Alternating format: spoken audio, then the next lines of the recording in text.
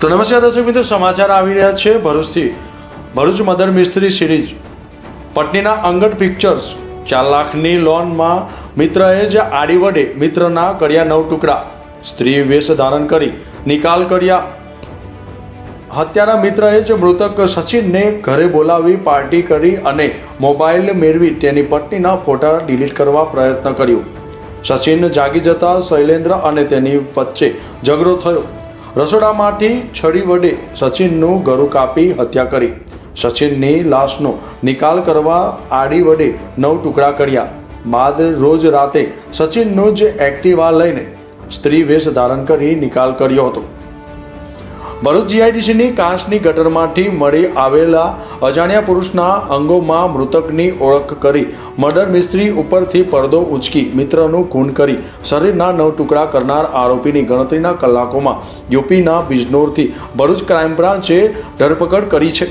ભરૂચ શહેરમાં દૂધધારા ડેરી નજીક ACB company જવાના રસ્તાની બાજુમાં 29 માર્ચે ગટરમાંથી શ્વાન કોઈ અજાણ્યા પુરુષનું માથું ખેંચી લાવ્યો હતો.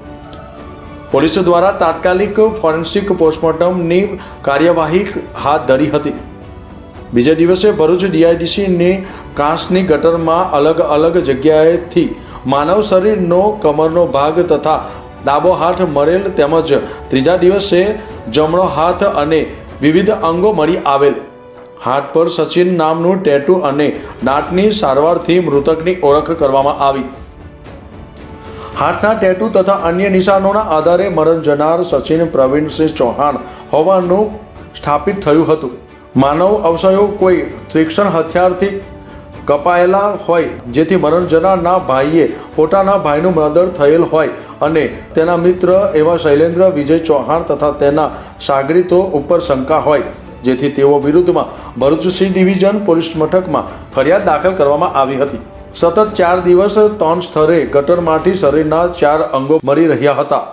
ભરૂચ મદર મિસ્ત્રીના આ ગુનાની ગંભીરતા સમજી ભરૂચ જિલ્લા પોલીસ અધ્યક્ષ મયુર ચાવડાએ ગુનાનો સત્વરે શોધી કાઢવા ડીવાયએસપી સી કે Patel, LCB PI C division police સ્ટેશનની ટીમને સૂચના અને માર્ગદર્શન આપ્યું હતું.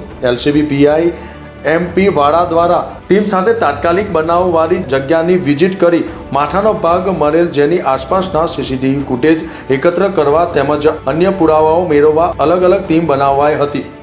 અન્ય ટીમોને હ્યુમન સોર્સ ટેકનિકલ સર્વેલન્સની ઇનપુટ મેળવવા કાર્યરત કરાઈ હતી. પોલીસની ટીમો દ્વારા પ્રયત્નો ચાલુ હતા. દરમિયાન સતત 3 દિવસ ભરૂચ જીઆઈડીસીની કાંસમાંથી ગટરમાં અલગ અલગ જગ્યાએથી વિવિધ માનવ અંગો મળી રહ્યા હતા.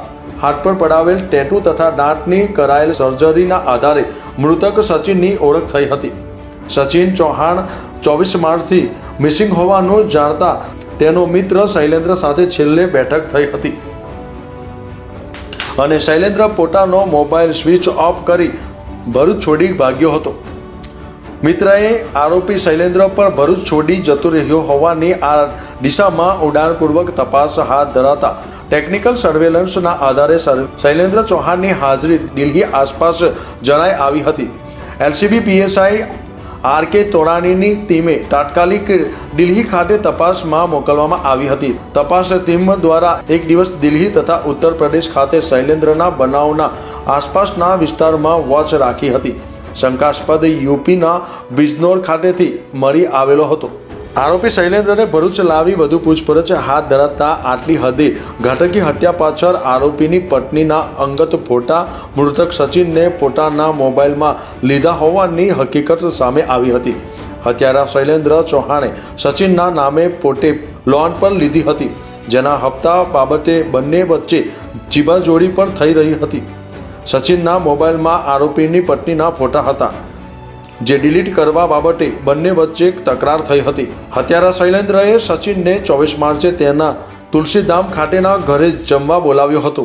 બંને રાતે સૂઈ ગયા બાદ સચિનનો મોબાઈલ મેળવી આરોપીએ તેમાં રહેલા પોતાની પત્નીના ફોટા ડિલીટ કરવાનો પ્રયત્ન કર્યો હતો. જો કે સચિન જાગી જતા બંને વચ્ચે ઝઘડો થયો હતો. સચિનને પહેલા ગળાના ભાગે છરી મારી હત્યા કરાઈ. ત્યારબાદ શૈલેન્દ્રએ ખરીદેલી આરીથી સચિનની લાશના અલગ અલગ 9 ટુકડા કર્યા. પોતે પકડાઈ જાય નહીં અને પોલીસને ગુમરાહ કરવા આરોપીએ હવે તેનો ખેલ શરૂ કર્યો હતો. સચિનના માથું, ધડ, પેટ, 2 હાથ અને 2 પગના કરેલા 9 ટુકડાને પ્લાસ્ટિકની ગાર્બેજ બેગમાં નિકાલ કરવાનું શરૂ કર્યું. રાત્રે સચિનની મોપેડ ઉપર હત્યારો શૈલેન્દ્ર સ્ત્રી વેશ ધારણ કરી એટલે કે ગ્રાઉન પહેરી રોજ એક માનવ અંગ નિકાલ કરવા નીકળતો હતો. ભરૂચ જીઆઈડીસીમાં આવેલી અલગ અલગ કાંસના 3 જેટલા લોકેશન ઉપરથી તેને એક બાદ એક માનવ અંગોનો નિકાલ કર્યો. બીજી તરફ હત્યારાએ સચિનનો મોબાઈલ પણ પોતાની પાસે રાખી લીધો હતો, જેના થકી તે વતનમાં રહેલી સચિનની પત્ની અને ભાઈને વોટ્સઅપ મેસેજ કરતો હતો, જેમાં તેના કંપનીના ઉપરી અધિકારી સાથે બેંગ્લોર જાય છે, તેમાંથી પાર્ટીમાં ભૂલ થઈ ગઈ છે ને એક વ્યક્તિની હત્યા થઈ ગઈ છે. તેને તેની પત્ની ગમતી નથી, તેને છૂટાછેડા આપી બીજા લગ્ન કરવા માંગે છે. આ તરફ મૃતક સચિનના ભાઈને ખબર પડતા તે ભરૂચ દોડી આવતા ભરૂચ એ ડિવિઝન પોલીસ મથકે હત્યારા મિત્રો સાથે સચિનના ગુમ થવાની ફરિયાદ આપવા આવ્યો હતો. જો કે પોલીસે તેને પૂછતાછ માટે બોલાવતા અને ગટરમાંથી સચિનનું માથું મળતા જ હત્યારો શૈલેન્દ્ર તેનો મોબાઈલ સ્વિચ ઓફ કરી ફરાર થઈ ગયો હતો. ટ્રેનમાં તે ઉત્તર પ્રદેશ જવા નીકળી ગયો હતો. સાથે જ સચિનનું પોતાની પાસે રાખેલું એટીએમ કાર્ડ પણ પોલીસને ગુમરાહ કરવા માટે ટ્રેનમાં છોડી દીધું હતું. કોલેજ કારના મિત્રએ જ ઠંડે કલેજે 9 ટુકડા કર્યા. સચિન શૈલેન્દ્રનો કોલેજ કારનો મિત્ર હતો. બંને ભરૂચ ખાતે 10 વર્ષથી રહેતા હતા. દહેજ ખાતે અલગ અલગ કંપનીઓમાં નોકરી કરતા હતા. બંને વચ્ચે નાણાકીય વ્યવહારો પણ થતા હતા, જેમાં મરણ જનાર સચિનના નામે આરોપીએ પોતે 4 લાખની લોન લીધી હતી, જેના હપ્તા બાબતે બંને વચ્ચે તકરાર થતી હતી. મૃતકના મોબાઈલમાં આરોપીની પત્નીના ફોટા હતા, જેને ડિલીટ કરવા બાબતે પણ બંને વચ્ચે તકરાર થતી હતી. 24 માર્ચે મરણ જનાર સચિન આરોપીના ઘરે આવ્યો. બંને વચ્ચે રાત્રે તકરાર થઈ. બંને સૂઈ ગયા બાદ બીજે દિવસે 25 માર્ચે સવારે બંને વચ્ચે મોટો ઝઘડો થયો. રસોડામાં રહેલા ચપ્પુથી આરોપી શૈલેન્દ્રએ એક પછી એક ઘા ચીકી સચિનને મારી તેનું ખૂન કરી નાખ્યું હતું.